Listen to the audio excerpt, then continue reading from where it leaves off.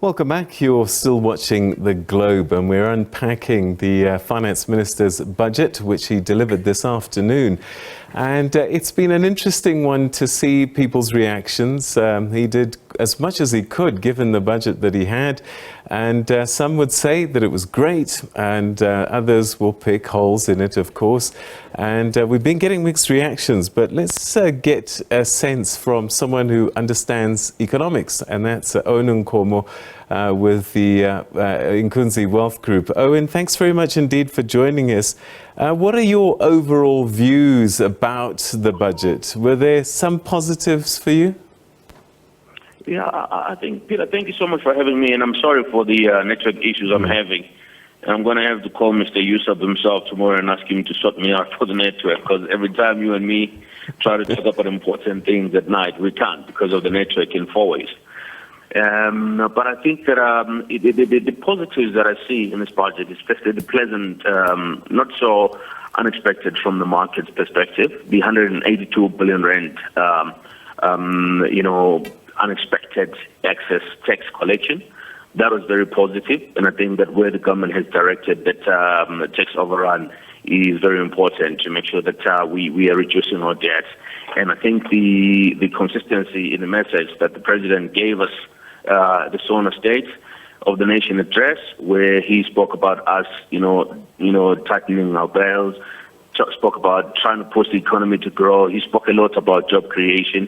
We've seen some numbers put through, like you mentioned, the 20 billion rands for job creation, and I saw another 75 billion rands, which is also dedicated to creating new jobs.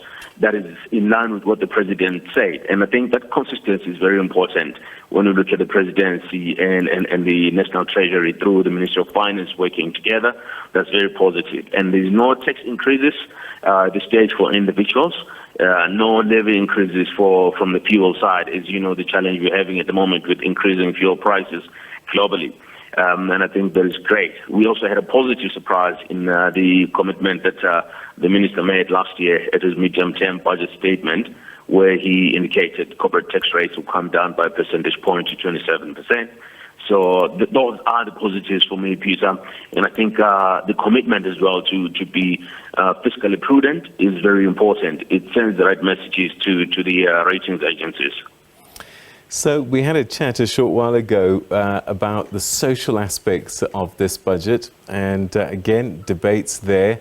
What about the economic side of the story? Is this a budget that will help in terms of seeing our way towards an economic recovery? Unfortunately, I don't think so, Peter. I don't think so. I think we missed a lot of opportunities, or we missed a great opportunity to say, given the fact that the country knows that we've been in a very low growth environment for a long time, and given the fact that we all know that unemployment is close to 35% is not healthy, and given the current social unrest we have seen, particularly the unrest of last year in July, and the current upheavals of people talking about unemployment and wanting jobs and things like that, I think we could have been more aggressive, Peter, in saying, we would much rather prioritize taking money from these increased elements of the social grants portion of the budget to give more of that money to small businesses, so that small businesses can have easy access to capital. Because trust me, Peter, easy access to capital is one of the biggest Achilles tendons of small businesses. And I think the other issues where the minister could have emphasized, more stricter and rigorous, implementation is where small businesses do work with the government, and the government takes forever to pay those small businesses. It actually takes away jobs from the system, and yet it lies in the government's hands to make quicker payments to people who have done work with the government. I think we continue to lose a lot of points there if we're not forcing government departments to pay small businesses for work done. And I think that we could have actually gone more aggressive. Peter, at this stage, we needed very big bazooka statements, big bazooka indications to say, to create jobs. The government has set aside 150 billion rand, and this is the mechanism for dispensation. But at this stage, we only know of the 20 and the 75 billion that I mentioned, which here again, I pray is not going to be administered through the main banks, because the big four banks really don't know how to disperse money to small and medium enterprises, which could effectively see them start to make a contribution to job creation. All right, you mentioned small businesses there. A little bit earlier on, I think I heard the DA spokesperson for finance, and he talked about offering incentives to small business, and that he was quite silent about that. Is that something he could have done? And if so, what sort of incentives might these be? Most definitely that could have been done, Peter. Many people at the moment, could do with a bit of reprieve in terms of salaries. As I actually was speaking to a small business person in Mpumalanga this morning, he's employing 12 people. He's making 90,000 rands a month, but he has got to pay these guys a minimum wage. And he's got to pay for fuel, he's got to pay for electricity, he's got to pay management salaries. So ultimately, he's not running a professional business, or rather, he's not running a profitable business. So I think an option could be maybe for government to step up a little bit more in terms of supporting small businesses, at least to make sure that if the guy is prepared to pay 2,000 rand, he must be subsidized with 1,600 rand difference. And again, it does not mean that the government is not already doing that, but it's not being communicated widely to small businesses out there. I think we need a bigger drive to say, if you're looking for this kind of funding, you should go and knock on that door. If you're looking for this kind of funding, go and knock on that door. The government needs to do that. Some of these programs are already in play, but they're not being well communicated. So other incentives could be maybe government with all these buildings that are now lying half empty. Maybe the government gets into conversations with the private sector to give the guys access to some office space, so that they don't necessarily have to pay their own rent for a certain period of time. Because trust me, Peter, there's so many vacancies across the country in both industrial and office property spaces. So I do think that there's many ideas that the government can come up with, and maybe delayed tax payments in this difficult period, maybe a little bit of more aggressive tax reduction for smaller businesses. And obviously, you set a barrier. You say if you make 50 million rands, your tax band is going to be this much. And if you make more, your tax band is going to be this much on the corporate side. There's quite a lot of things that could have been done. Incentives for, industrial zones, and things like that, to attract as well foreign investors, because they are more agile and they've got more easier access to capital than we do locally here, which is quite sad. So you incentivize the guys coming from outside the country, you give them the necessary benefits, you reduce their tax maybe for the next 5 years, because we importantly need to get people back to work and away from social grants, Peter. Okay, so that's small business in general. What about consumers, ordinary people like you and I? Has this budget helped us? I heard that there was no tax increases, so I suppose that's some relief. Yeah, no, definitely. The consumer has had some relief. We obviously are aware that the sinners, the guys that love the sin stocks, the alcohol stocks, the smoking stocks, gambling stocks, have been hit hard, obviously, with more increases on the levy side. But for you and I, there's no increase on VAT.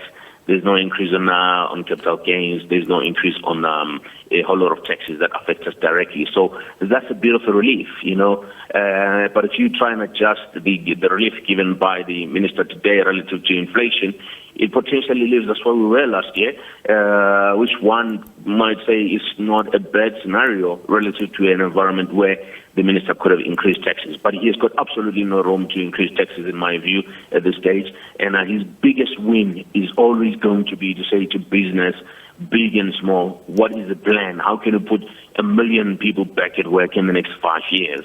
How can government make it easy for you? And how can you help government make it easier for you? That's a conversation that I am hoping concretely that the government and all departments, together with the private sector, are going to sit around the table and make sure that those things happen.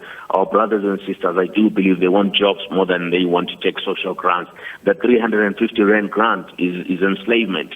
It doesn't give anyone a great future, Peter. But I'll promise you, if you say to those guys, can we give you a 3,000 rand paying job relative to the 350 rands? I believe they much rather would take a job. So therefore, I do believe National Treasury working with the government in the private sector, as well as unions, need to sit and talk about how we can actually make it easy for small business to get access to cash, and for government to facilitate contracts for small businesses, as well as making sure that big business doesn't get forced to pay any higher taxes, which the government has already reflected by reducing the tax on them this year. All right, we're running out of time. So much still to cover, but maybe we can look big picture. So no increases in tax. Company tax is actually coming down.